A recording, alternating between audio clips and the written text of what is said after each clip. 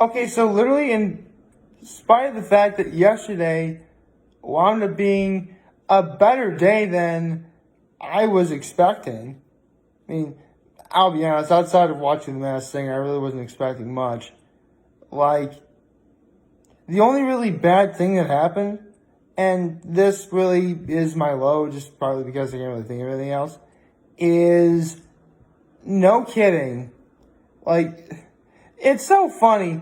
Of course, yesterday I spent the video singing my praises of Chuck Connor, how he completed the first story of Xenoblade Chronicles 2. I'm congratulating him on it, essentially. And wouldn't you know it, he already has to go on like another break. I say, alright, I mean, again, the break started technically like yesterday. Because he released the last video that wasn't the finale on Tuesday.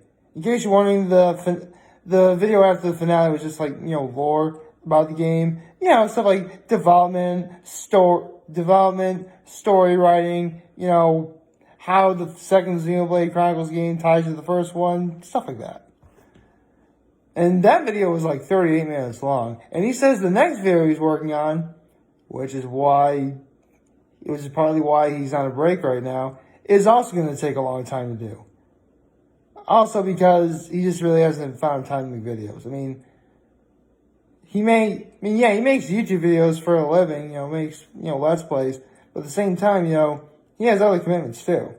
We all do. That's part of life. And, I just hope that this wait isn't too long because, again, if the other story is massive as well,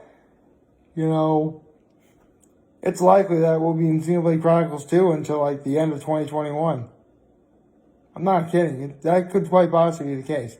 But anyway, in terms of my high and my act of kindness, my high is very easy. A great episode of The Masked Singer yesterday. We'll talk about that momentarily. Some pretty awesome news about Hot Ones. News that I really wasn't expecting to hear at all. Well, we'll get to that in a minute. And my act of kindness was, I actually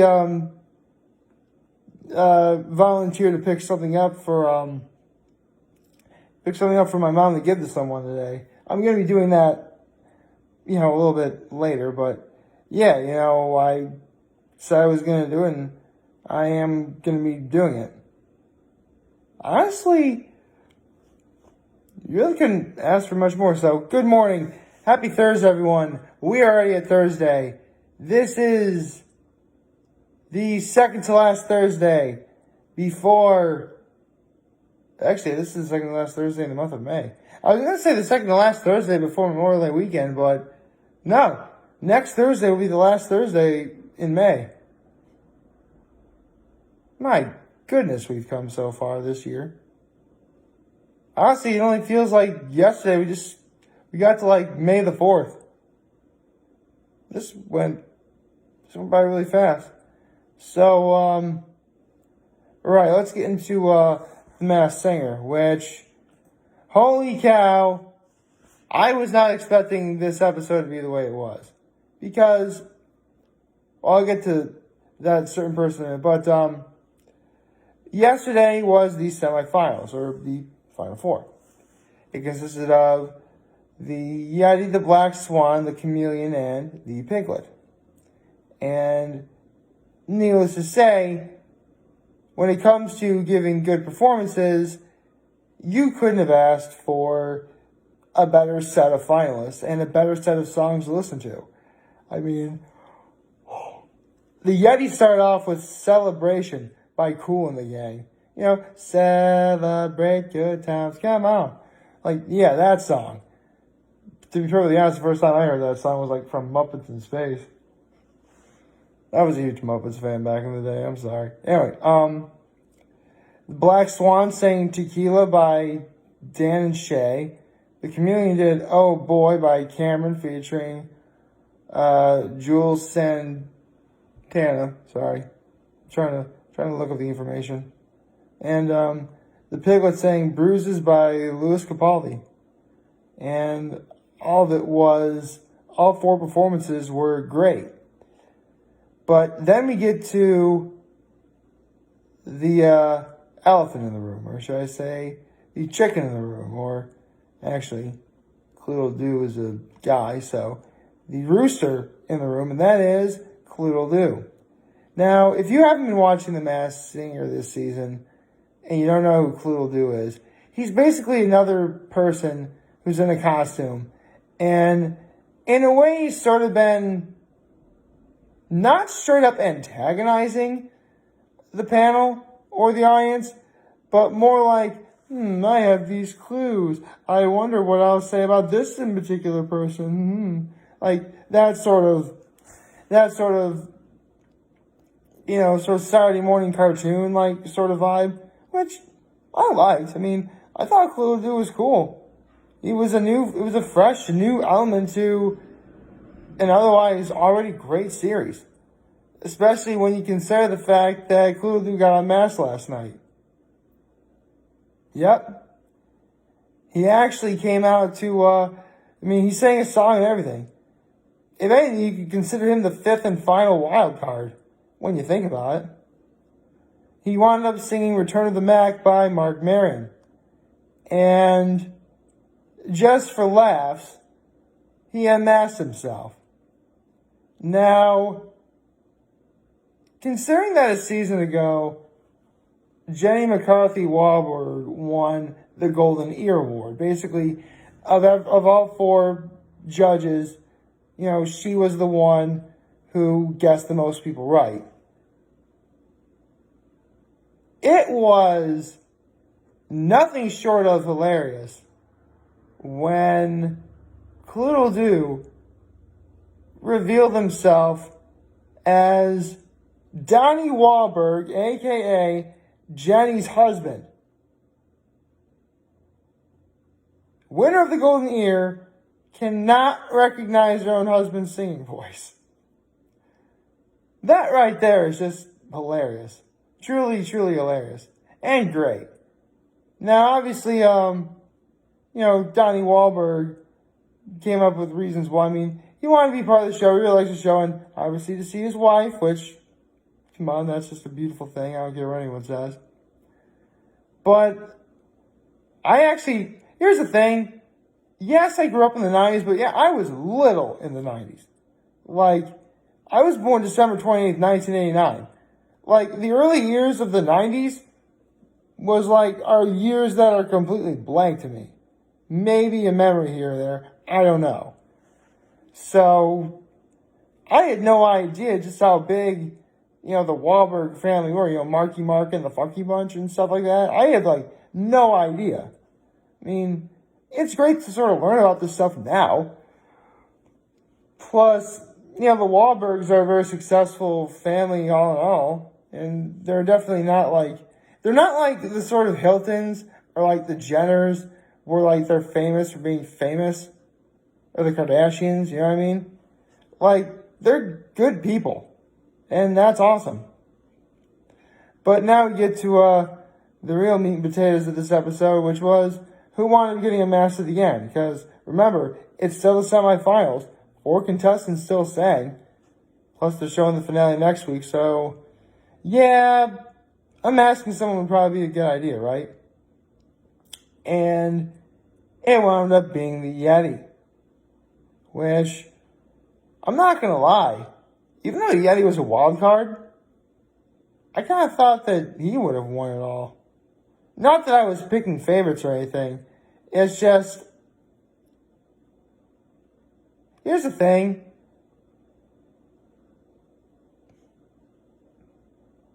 How do I say this? I really thought if anyone was going to get a match, it was going to be the Chameleon by now. It's pretty obvious that the Chameleon shtick is, rap and hip-hop, which is great. I love that stuff. But unless your lyrics are actively supposed to match the tune and rhythm that's going on in a song, you're basically just saying your lyrics instead of singing them. And that's a lot of what the Chameleon is doing. Don't get me wrong, the Chameleon's been great so far. Absolutely. In that regard, he's completely earned the right to be in the finals. But considering how great a singer the Yeti was, and how great a singer the Black Swan and Piglet were too, I mean, I'll be honest, even Clue Do had a better performance than the Chameleon. I really thought the Chameleon's time was up. But no, he made it to the finals. A part of me won't be surprised if the Chameleon ends up winning, actually. Not at all. I won't be expecting it, but I won't be surprised either. So, with that regard, you're probably wondering who the Yeti was. And the Yeti wound up being Omarion, who, like most famous people, I am a dummy and I have no idea who that is. So I'm going to look him up right now. I'm going to see. I like to educate myself. Okay, let's see. Singer, songwriter, rapper, actor, and dancer. Lead singer of B2K. Singles like Bump Bump Bump, and Girlfriend. Okay. So, basically, in some regards, this is kind of music that I wasn't technically really supposed to, listen to or whatever when I was growing up. Again, I grew up in a very conservative household, so forgive me. But, yeah, Omarion was great this whole season. And I'm really glad that, he got as far as he did. And that's awesome. But with that in mind, let's talk about the other thing I was going to talk about today. Honestly, it was a great episode of The Masked Singer. But I got to talk about the other thing I wasn't expecting. And that is, how in season 15 might actually come sooner than I thought. Really sooner than I thought. Quite possibly next week. How do I know this? Because I just checked on Instagram yesterday, and they're already doing the hot sauce lineup reveal. Today. They're doing it today. I'm like, usually, here's the thing. Usually they do a seasonal Q&A with Sean Evans. But no. They just skipped it and we're already at the hot sauce lineup reveal. I mean, the only thing to really think about now is who's coming back and who's not there anymore. Well, some things I'm pretty sure we can say are going to be there. I mean, for sure the classic, which is the first sauce, that's going to be there. The bomb, obviously the bomb.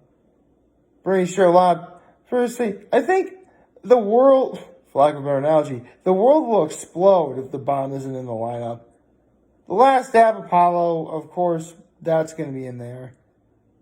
Believe it or not, I know they're going to do Los Calientes.